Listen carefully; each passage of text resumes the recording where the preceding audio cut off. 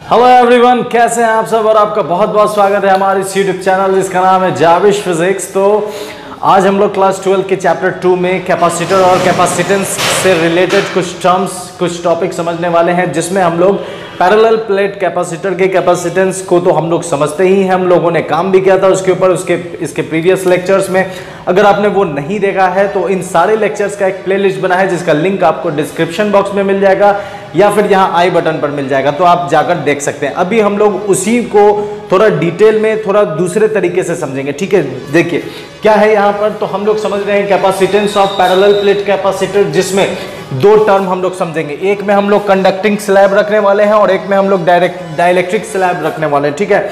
तो सबसे पहले हम लोग काम करते हैं कंडक्टिंग स्लैब के लिए। तो ये मेरा पैरेलल प्लेट कैपेसिटर है, ठीक है। इस पैरेलल प्लेट कैपेसिटर में यहां पर मान लेते हैं पॉजिटिवली चार्ज है, ये प्लेट पॉजिटिवली चार्ज है और ये प्लेट निगेटिवली चार्ज है, ठीक है। इसका डिस्टेंस अगर मान लेते हैं कितना है, d है। इस दोनों प्लेट के बीच की दूरी कितनी है, d है। इसके अंदर हम काम ये कर रहे हैं कि कंडक्टिंग स्लैब को इंसर्ट कर दे रहे हैं। जैसे ही हम इस कंडक्टिंग स्लैब को इंसर्ट करेंगे तो ये कंडक्टिंग स्लैब है, ठीक है, कंडक्टिंग स्लैब। तो इस कंडक्टिंग स्लैब जैसे ही इंसर्ट करेंगे तो होगा ये ड्यू टू इंडक्शन, इसमें इसके पॉजिटिविटी की वजह से निगेटिव चार्जेस यहाँ अपीयर हो जाएंगे और इसके निगेटिव की वजह से पॉजिटिव चार्ज यहाँ अपीयर हो जाएंगे। अपीयर कहने का मतलब है फ्लो करके अपीयर होंगे।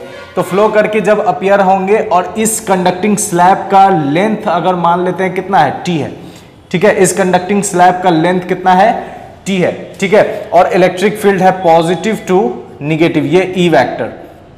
तो इसके अंदर जो इलेक्ट्रिक फील्ड होगा वो जीरो होगा, क्योंकि ये कंडक्टर है और कंडक्टर में मतलब फ्री चार्जेस बहुत ज्यादा होते हैं। तो फ्री चार्जेस होने की वजह से ये उतना ही इलेक्ट्रिक फील्ड बनाएगा, ठीक है। इसके अंदर जो नेट इलेक्ट्रिक फील्ड हो जाएगी वो जीरो हो जाएगी, ठीक है। कंडक्टिंग स्लैब है इस वजह से। तो कंडक्टिंग स्लैब होने की वजह से इसके अंदर इलेक्ट्रिक फील्ड जीरो। तो हम लोग अब देखें तो इस पूरे दो प्लेट के बीच में, ये प्लेट A है और ये प्लेट B है, प्लेट A और प्लेट B के बीच में जो इलेक्ट्रिक फील्ड होगा वो अब इलेक्ट्रिक फील्ड कितने रेंज में पाया जाएगा, तो वो अब पाया जाएगा electric field in the range of electric field in the range of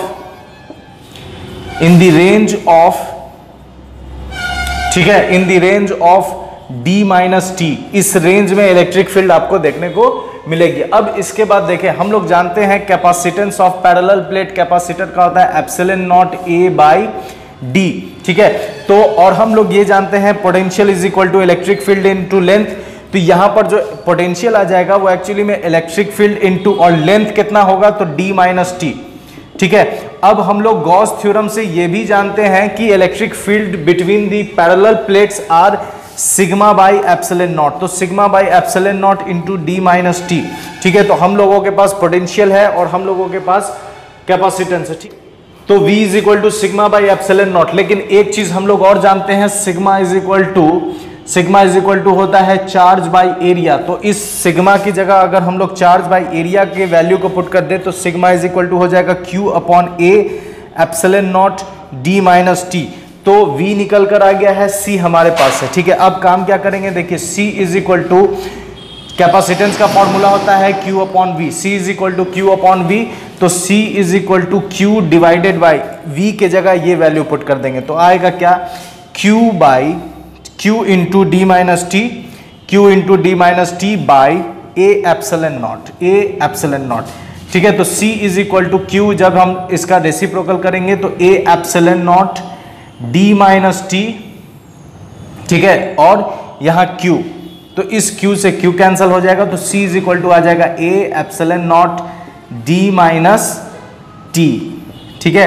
तो ये हमारे कैपेसिटेंस का फॉर्मूला निकल कर आ गया। तो ये कैपेसिटेंस है किसके लिए, पैरेलल प्लेट कैपेसिटर के जब बीच में आप क्या डाल देंगे, कंडक्टिंग स्लैब डाल देंगे तो ये कैपेसिटेंस का फॉर्मूला निकल कर आएगा, ठीक। इसमें एक चीज देखें, अगर इस वाले कैपेसिटेंस को अगर हम पैरेलल प्लेट कैपेसिटर जिसके बीच में एयर मीडियम होता है, जिसको हम लोग C एयर से दिखाते हैं, ठीक है, कैपेसिटेंस CO या C एयर लिख दे। अगर हम इस वाले कैपेसिटेंस को इससे कंपेयर करने की कोशिश करें तो इसके लिए हमें यहां पर D लाना होगा। तो हम काम ये करेंगे कि जो हमने अभी प्रूफ किया है, ठीक है, ठीक है, अभी जो हम लोगों ने प्रूफ किया है इसमें हम क्या करेंगे, C is equal to A epsilon naught, इसमें D से हम डिवाइड दे देंगे और इसमें भी हम क्या करेंगे, D से डिवाइड दे देंगे, D माइनस टी, और इसमें भी हम D से डिवाइड दे देंगे। तो जब हम D से डिवाइड देंगे ऊपर भी और नीचे भी, तो होगा ये कि C इज इक्वल टू इतना की जगह ए एप्सिलॉन नॉट बाई डी के जगह हम क्या डाल देंगे, C एयर और अपॉन, और D दोनों में से अगर हम कॉमन ले लें, ठीक है, तो D दोनों में से कॉमन ले लें तो आ जाएगा 1 माइनस टी बाई डी। तो ये हमारा फाइनल रिजल्ट है। तो इससे आप एक चीज देख सकते हैं कि जैसे ही आप कंडक्टिंग स्लैब डालेंगे तो जो कैपेसिटेंस है वो आपको इंक्रीज होता हुआ नजर आएगा। मतलब ये है कि जब आप पैरेलल प्लेट कैपेसिटर के अंदर कंडक्टिंग स्लैब इंसर्ट करेंगे तो कैपेसिटेंस इसका इंक्रीज हो जाएगा। ठीक है, तो C विल इंक्रीज, कैपेसिटेंस क्या हो जाएगी, इंक्रीज कर जाएगी। ठीक है, तो ये हमने कंडक्टिंग स्लैब के लिए देखा। अब हम लोग काम करेंगे किसके लिए, डाइलेक्ट्रिक स्लैब के लिए। तो डाइलेक्ट्रिक स्लैब के लिए देखें, फिर से हम क्या करते हैं, एक पैरेलल प्लेट कैपेसिटर ड्रॉ करते हैं। ये प्लस है, ठीक है, और ये माइनस है। ठीक है, इसके बीच में इलेक्ट्रिक फील्ड किधर से किधर है, तो positive to negative, E vector. ठीक है, अब इसके अंदर क्या करना है, एक डाइलेक्ट्रिक को इंट्रोड्यूस करना। तो हमने डाइलेक्ट्रिक को इंट्रोड्यूस कर दिया। ठीक है, डाइलेक्ट्रिक को इंट्रोड्यूस कर दिया। इसका लेंथ फिर से कितना है, T। इस डाइलेक्ट्रिक का लेंथ है T। ठीक है, और जो पैरेलल प्लेट्स हैं इनका लेंथ है D। अब देखिए, चूंकि ये डाइलेक्ट्रिक स्लैब है, इंसुलेटर है, इस वजह से इसके ऊपर पोलराइजेशन की वजह से निगेटिव चार्जेस इधर और पॉजिटिव चार्जेस इस तरफ हो जाएंगे। तो जब आप कंडक्टर के अंदर इलेक्ट्रिक फील्ड जीरो होता है, ये हमने इलेक्ट्रोस्टैटिक्स ऑफ कंडक्टर में पढ़ा था, लेकिन ये इंसुलेटर है, इसमें इलेक्ट्रिक फील्ड जीरो नहीं होगा। इनका कुछ अपना इलेक्ट्रिक फील्ड होगा जिसे हम लोग कहते हैं ईपी। ईपी कहने का मतलब होता है पोलराइज्ड इलेक्ट्रिक फील्ड, और ये है एक्सटर्नल इलेक्ट्रिक फील्ड जिसे हम लोग ईओ से दिखा रहे हैं। तो E इज इक्वल टू आ जाएगा ईओ माइनस ईपी। ठीक है, तो E इज इक्वल टू क्या आ जाएगा, EO, मतलब एक्सटर्नल इलेक्ट्रिक फील्ड में से आप किसे माइनस कर देंगे, तो पोलराइज्ड इलेक्ट्रिक फील्ड को अगर हम माइनस कर देंगे तो EO माइनस EP। कैपेसिटेंस हमारा एयर वाला फॉर्मूला क्या कहता है, epsilon not A upon D। ये हम लोगों का, ठीक है, पहले निकाला हुआ फॉर्मूला है, epsilon not A upon D। अब अगर हम देखें तो पोटेंशियल इसके अंदर टोटल पोटेंशियल कितना होगा, तो V इज इक्वल टू हो जाएगा potential V due to E naught vector plus V due to EP vector, दोनों की वजह से पोटेंशियल होगा। ठीक है, इसके अंदर जो टोटल पोटेंशियल होगा वो होगा इसके वजह से प्लस इसके वजह से।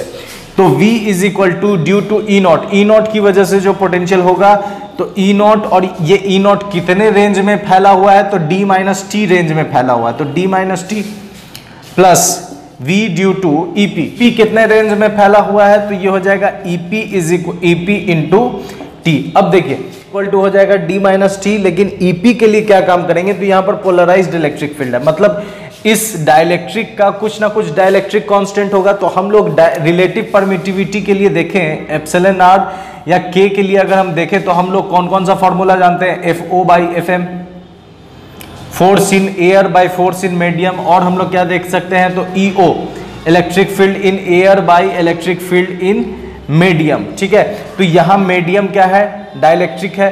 तो हम एप्सिलॉन आर के लिए अगर हम काम करें या K के लिए हम काम करें तो क्या यूज कर सकते हैं, EO बाई EM मीडियम के लिए। तो EM बराबर क्या हो जाएगा, E not by EO by K, या एप्सिलॉन आर। तो इस EP के जगह, इस EP के जगह इसे हम लोग ऐसे ही रख देते हैं D माइनस टी, लेकिन इसके लिए हम लोग यूज करेंगे EM।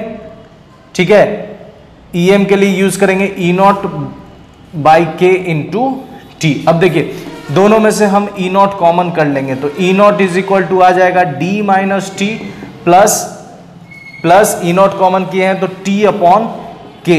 ये हम दोनों में से कॉमन कर लिया। अब देखिए E नॉट का फॉर्मूला क्या होता है, हम जानते हैं गॉस थ्योरम से कि पैरेलल प्लेट कैपेसिटर्स के बीच में जो इलेक्ट्रिक फील्ड होती है वो होती है सिग्मा बाई एप्सिलॉन नॉट। तो इस E के नॉट की जगह हम डाल देंगे sigma by epsilon not, sigma by epsilon naught D minus T plus T upon K। ठीक है। और सिग्मा का फॉर्मूला हम लोग जानते हैं, ठीक है। सिग्मा का फॉर्मूला हम लोग क्या जानते हैं, चार्ज बाई एरिया।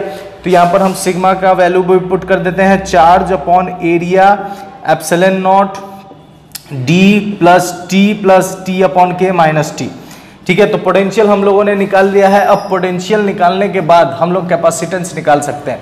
तो कैपेसिटेंस का फॉर्मूला होता है चार्ज अपॉन वी। तो C इज इक्वल टू हो जाएगा Q डिवाइडेड बाई V। तो C is equal to Q के जगह Q और डिवाइड का साइन देकर V।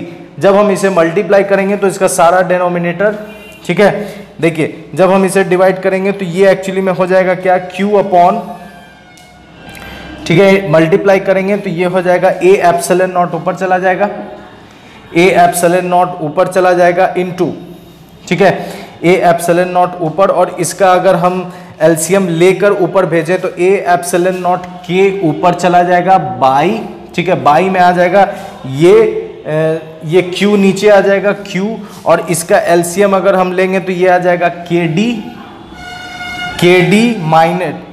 D plus T minus के टी, ठीक है, ये आ जाएगा। अब Q से Q कैंसिल हो जाएगा तो C इज इक्वल टू आ जाएगा आपका A एप्सिलॉन नॉट के बाई के D plus T minus T के टी, ठीक है, के टी। अब देखिए फिर से इसे हम कंपेयर करने का कोशिश करेंगे, किससे, इस वाले से, सी एयर से।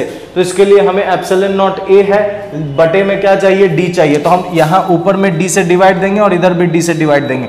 तो C इज इक्वल टू आ जाएगा ए एप्सिलॉन नॉट बाई डी, आपका आ जाएगा सी एयर, ठीक है, सी एयर बाई सी एयर, और ये के बाई, और डी से जब हम डिवाइड देंगे तो ये हो जाएगा डी से डी कैंसिल हो जाएगा, तो के plus T by D minus के टी बाई डी, ठीक है। तो ये हमारा फाइनल कैपेसिटेंस का फॉर्मूला आ गया, ठीक है। जब हम कंडक्टिंग स्लैब रखेंगे, ये डाइलेक्ट्रिक रखेंगे तब, और कंडक्टिंग स्लैब रखेंगे तब, तो दोनों का ही फॉर्मूला हम लोगों ने डिराइव कर लिया। इसमें भी अगर आप देखें तो कैपेसिटेंस इंक्रीज होगा, ठीक है। इसमें भी, इस वाले केस में भी कैपेसिटेंस C विल इंक्रीज। तो आप कंडक्टिंग स्लैब डालिए या डाइलेक्ट्रिक स्लैब डालिए, दोनों में ही कैपेसिटेंस इंक्रीज होगी। ये रहा, ये हम लोगों ने फॉर्मूला पढ़ा है पैरेलल प्लेट कैपेसिटर का A अपॉन डी वाला। इसमें अगर हम कंडक्टिंग स्लैब डालेंगे तो कैपेसिटेंस ये हो जाएगा, कंपेयर करें तो ये हो जाएगा। और अगर हम कैपेसिटेंस पैरेलल प्लेट कैपेसिटर के बीच में डाइलेक्ट्रिक वाला कंसेप्ट डालें तो ये आ जाएगा हमारा, और फिर उसके बाद अगर हम इसे कंपेयर करना चाहें एयर वाले से तो ये आ जाएगा। तो ये था हमारा लेक्चर पैरेलल प्लेट कैपेसिटर के बीच में, जब आप डाइलेक्ट्रिक स्लैब डालेंगे तब, और जब कंडक्टिंग स्लैब डालेंगे तब। तो मेरे साथ बने रहने के लिए बहुत बहुत शुक्रिया। अपना ख्याल रखें। गुड बाय एंड खुदा हाफिज।